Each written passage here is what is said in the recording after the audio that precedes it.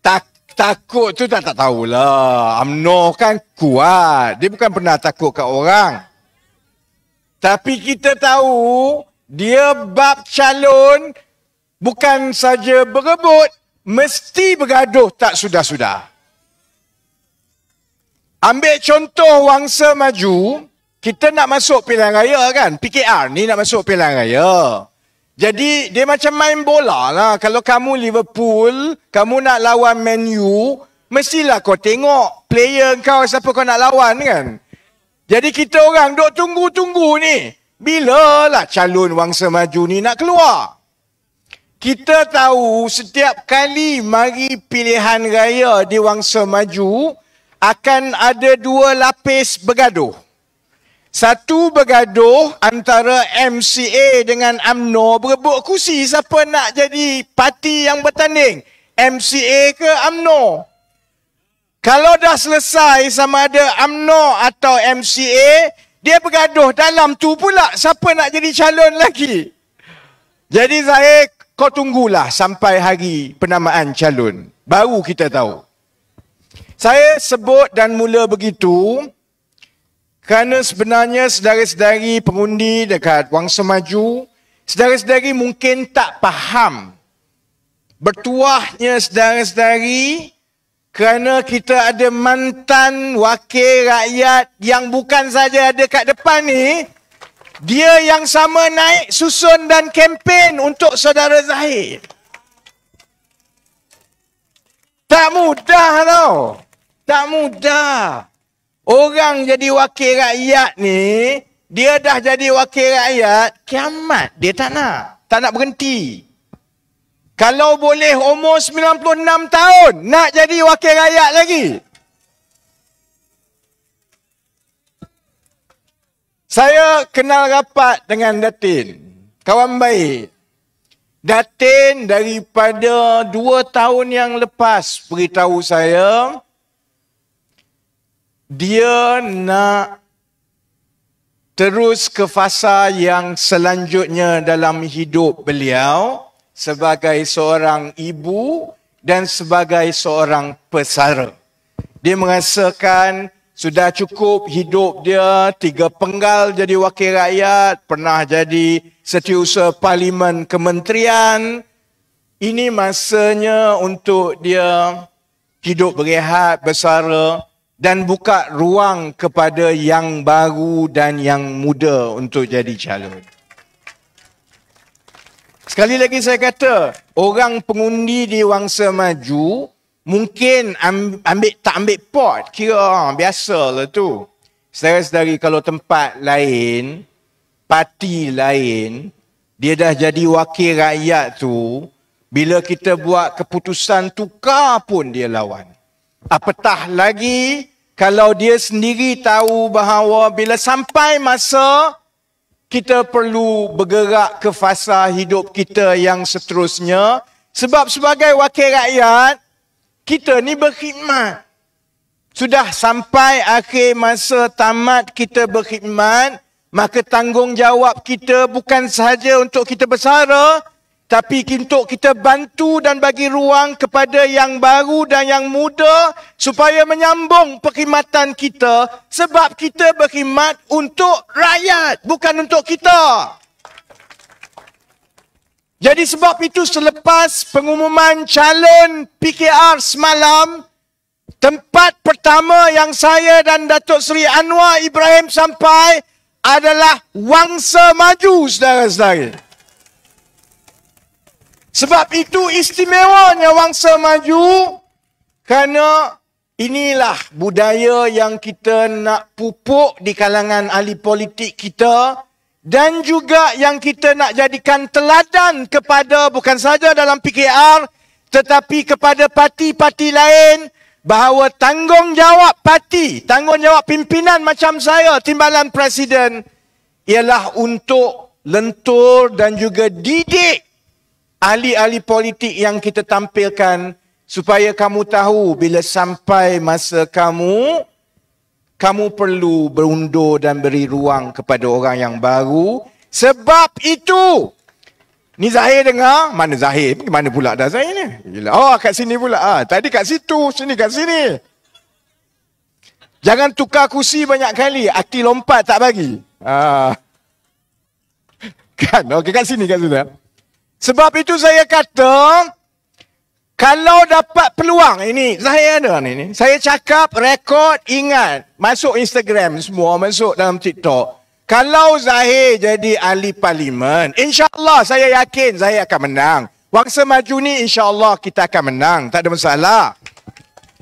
Sebab itu saya nak sebut, kalau dapat peluang sebagai wakil rakyat untuk berkhidmat, jangan cuba-cuba kata, tak apa bagi peluang kat saya. Saya slow-slow enjoy dulu pun tak apa. Sebab penggal kedua saya buat kerja lah. Dalam UMNO dulu macam itu.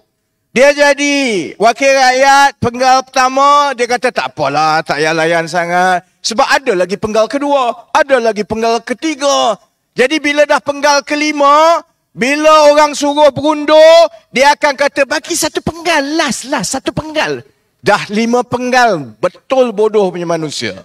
Sebab itu Zahir, wakil rakyat yang dengar, kalau ada lah yang nak jadi wakil rakyat kat luar, pedoman yang sama yang saya guna bila saya mula-mula jadi wakil rakyat. Menang, kita tahu kita makan gaji kontrak. Bila kita sudah sampai masa, kita perlu berundur. Sebab itu adalah sangat penting. Bila dari hari pertama jadi wakil rakyat, kamu kena kuat kerja betul-betul. Sebab itu mungkin satu-satunya peluang kamu ada seumur hidup kamu untuk jadi wakil rakyat. Supaya bila kamu dah buat kerja 5 tahun, kalau sampai masanya untuk berundur, kita boleh rasa Alhamdulillah, saya tak makan gaji buta, saya puas hati, saya tak berhutang dalam amanah dan tanggungjawab saya. Kalau saya perlu berundur, saya berundur dengan lapang hati dan gembira because I know I've done my level best to service the public. Jadi, sebelum saya masuk ceramah yang betul, saya nak minta satu permintaan. Saya minta saudara-saudari tepuk tangan kuat-kuat kepada Datin Paduka Tan Yew Kiew sebagai penghormatan,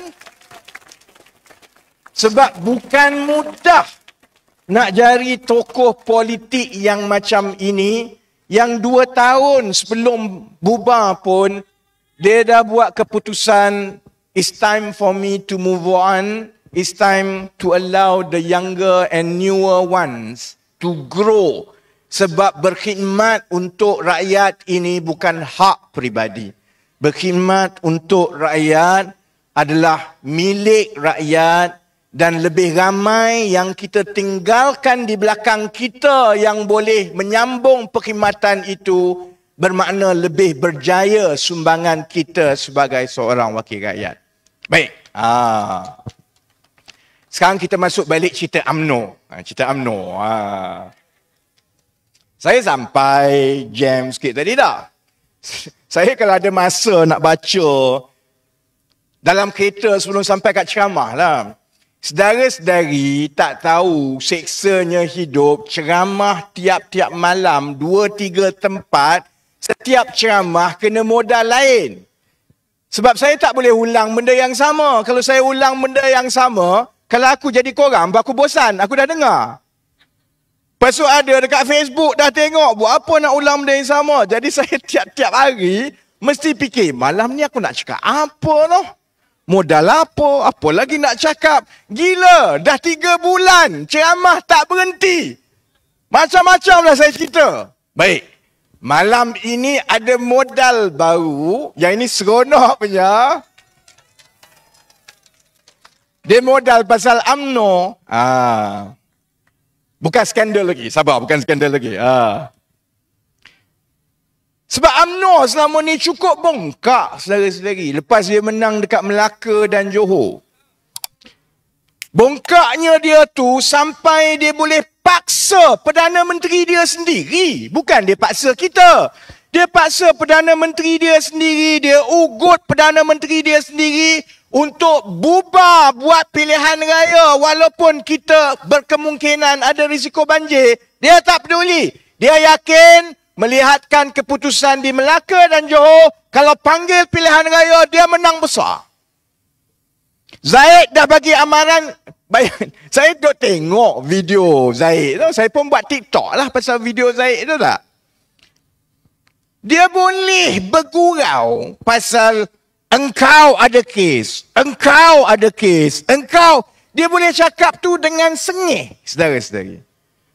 Kita kalau ada maruah, nak cakap kat satu dunia ni, engkau Menteri Kanan ada kes, nanti kena dakwa. Engkau Presiden MIC pun nanti ada kes, nanti kena dakwa. Kalau ia pun nak cakap, paling kurang muka tu janganlah sengih. Dia boleh sengih. Dia boleh yakin kalau panggil pilihan raya, mereka semua akan bebas. Tadi lebih kurang 10 minit tadi,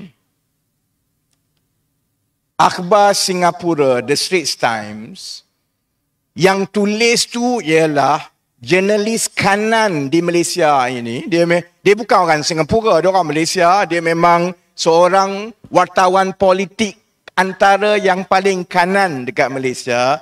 Berita besar dekat Singapura keluar. Apa dia? Nak masuk pilihan raya 3 minggu sekarang, tahap sokongan rakyat kepada UMNO lebih rendah daripada masa nak masuk pilihan raya 2018 dahulu, saudara-saudari. Kalau saya kata, korang tak percaya. Aku dah kata seminggu dah. Data saya menunjukkan dah seminggu, 2 minggu dah. Bahawa kita nak masuk pilihan raya ini, tahap sokongan UMNO berada pada tahap yang sama sebulan sebelum masuk pilihan raya tahun 2018. Saya cakap, yalah orang kata ni Rafizi pandai-pandai, dia boleh cakap apa saja kan. Jadi saya tak apalah. Sebab itu bila saya baca, dan data itu bukan datang daripada saya, tetapi penyelidik bebas, maksudnya memang sah. UMNO Barisan Nasional Saudara-saudari sekarang tengah menangis menyesal paksa pilihan raya umum awal, saudara-saudari. Sebab itu saya nak beritahu kepada Zahid, orang tamak selalu rugi. Kalaulah kau tak paksa pilihan raya ni lebih awal, mungkin kau ada 6 bulan lagi untuk hidup di luar dan tak payah jadi timbalan ketua darjah kepada Najib dekat Kajang. Sekarang kamu paksa pilihan raya awal. Kalau 3 minggu, kalau tengok keadaan setakat ini segalanya baik, kalaupun keputusan kaji selidik oleh badan-badan yang berbeza menunjukkan bahawa sokongan kepada UMNO ni lebih rendah daripada nak masuk pilihan raya 2018, maksudnya ada kemungkinan besar Pakatan Harapan akan menang. Bila Pakatan Harapan akan menang, kita boleh tolonglah. Saudara Zahid pack awal-awal, jangan pack banyak. Dekat Kajang kena pakai uniform yang diberikan. Jadi tak payah bimbang sangat. Luggage banyak semua tu. Kita boleh beritahu apa nak kena pakai. Maksudnya, kalau dulu mungkin dia hidup lebih lama, kalaulah pilihan raya ni dia tunggu bulan 5, bulan 7 tahun depan, paling kurang sempatlah beraya. Sekarang ni tak tentu beraya ke tidak. Kalau Pakatan Harapan menang, silap-silap hari, Zahid Ahmadi silap-silap hari beraya, imam solat raya, Najib kat depan. Baik Yang itu keadaan sekarang kan. Cuma saya juga fahamlah kalau pengundi, terutamanya yang Melayu. Saya dah sebut sebelum ini 2-3 minggu yang lepas, semakin dekat dengan pilihan raya, semakin banyak isu perkauman yang akan dimainkan. Sebab setakat ini, saya tak dengar satu parti pun lagi selain daripada PKR dan Pakatan Harapan yang bercakap mengenai masalah rakyat dalam kempen pilihan raya kami. Setakat ini hanya PKR dan Pakatan je yang cerita pasal gaji, pasal mata wang, pasal kos sara hidup, pasal peluang pendidikan dan pekerjaan anak-anak muda. Setakat ni kami je cakap. UMNO, saya pun pelik, tak cakap apa sekarang, diam je. UMNO ni hidup lagi ke tidak ni? Tak dengar apa tau. Saya tahulah kenapa dia diam. Dia diam sebab dia tengah bergaduh. Sebab saya dengar Zahid ni nak potong semua pimpinan-pimpinan kanan UMNO ni. Kita akan hantar Ustaz Nik Omar kan ke Pasir Salak kan? Ahli Parlimen Pasir Salak sekarang, Tajuddin Rahman, lepas dia bergaduh dengan Zahid, dia sanggup telan balik yang dia ludah, dia pergi jumpa Zahid, dia cium tangan. Saya dengar, cium tangan pun Zahid tak peduli, saudari. Zahid nak tukar calon dekat Pasir Salak.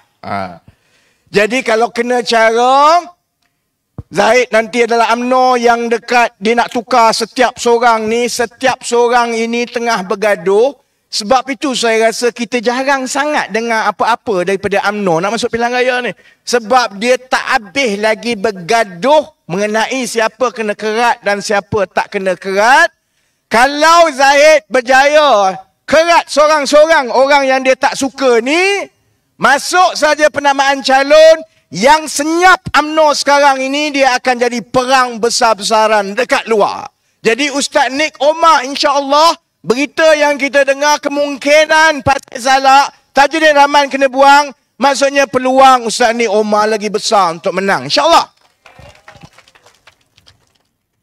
Tapi sebelum dia bergaduh pun, dah 2-3 bulan pun kita tak dengar pun cerita daripada pimpinan UMNO Barisan Nasional ni macam mana dia nak menyelesaikan masalah rakyat. Yang kita dengar berkali-kali, terutamanya daripada macam-macam dia kat bawah ni, yang duk main Twitter, Facebook dan sebagainya, aku pun tak faham budak-budak ni. Konon cerdik, tapi duk pikul biawak hidup yang jelas telah pun bersalah. Jadi budak-budak ni yang duk cerita pasal perkauman semua. Sebab itu bila kita nak masuk pilihan raya, tanggungjawab saya ialah bagi pencerahan lebih awal untuk memastikan pengundi-pengundi, terutamanya pengundi Melayu, supaya jangan termakan dengan permainan-permainan perkauman, permainan agama. Kerana benda ni hanya akan keluar dekat-dekat pilihan raya je. Lepas tu tak ada dah. Dekat pilihan raya keluar, seolah-olah Malaysia ni akan diambil alih oleh Cina daripada Wangsa Maju. Kan? Kalau dekat pilihan raya habis keluar cerita pasal Tommy Thomas, habis keluar cerita pasal Tommy Thomas ni. 3 tahun lepas tak keluar pun cerita Tommy Thomas. Masa dekat pilihan raya ni, duit kena curi macam-macam ada. Benda paling penting yang dibincangkan di Jemaah Menteri bukan soal harga barang, bukan soal pendidikan, bukan soal gaji, soal Tommy Thomas. Baik ya. Saya tak adalah kata saya setuju dengan Tommy Thomas semua. Ada benda yang saya tak setuju. Ada benda yang saya rasa sepatutnya boleh ditangani dengan lebih baik oleh pentadbiran Pakatan Harapan, termasuklah beberapa tindakan yang melibatkan perkara-perkara yang menimbulkan kontroversi dan kebimbangan yang tak sepatutnya berlaku. Itu saja. Cuma yang saya nak sebut ialah soal perkauman ini kalau tidak kena cara, terutamanya dalam keadaan banyak pengundi-pengundi Melayu muda yang dia memang tidak ambil tahu sangat pasal politik pun. Tiba-tiba dia nak masuk pilihan raya, dia dapat banyak berita perkauman ini. Kalau kita tak bagi amaran awal-awal, bahaya kalau UMNO Barisan Nasional boleh memainkan sentimen mempengaruhi terutama yang muda-muda. Baik ya? Apa yang selalunya digunakan oleh UMNO, Barisan Nasional dan juga PAS untuk mengatakan tak apalah UMNO ni rasuah, tak apa.